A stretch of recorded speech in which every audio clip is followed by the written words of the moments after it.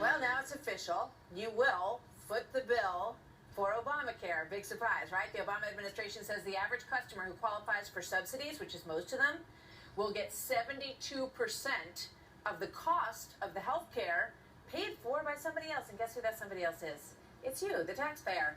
Now a Supreme Court decision is looming on whether those federal subsidies are even legal, but we'll take you through all this. Joining us now from our sister network, Fox Business Network, Stuart Carney. So first of all, the cost of the subsidies. The cost gets covered by 72% by the U.S. taxpayer for everybody who qualifies, and that's a lot of people, right? Let's be clear here.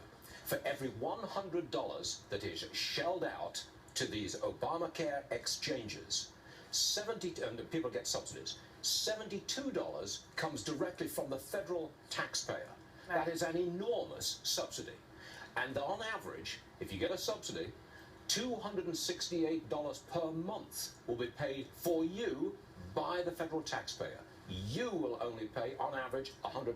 So this is that everyone should be covered. Everyone deserves health care. So everyone who falls into that pot who cannot afford health care gets 72% of their coverage paid for by on average, taxpayers. Correct. $268 a month. Now that really adds up, because eventually Obamacare is supposed to cover, what, 20, 30 million people who don't currently have insurance? That's a lot of money. But the deal was always that over time, the cost of health care overall will fall, and everybody will benefit from that. Well, good luck with that, Martha, because that is, at this moment, that is absolutely not happening, especially when you factor in deductibles and all the rest of it. Now, the other issue is the Supreme Court. Right. 6.5 million people currently get their health coverage from these federal exchanges. 9 out of 10 of them get this subsidy. Under the Supreme Court ruling, which will come out this June, if they say those subsidies from federal exchanges are illegal, the subsidies disappear.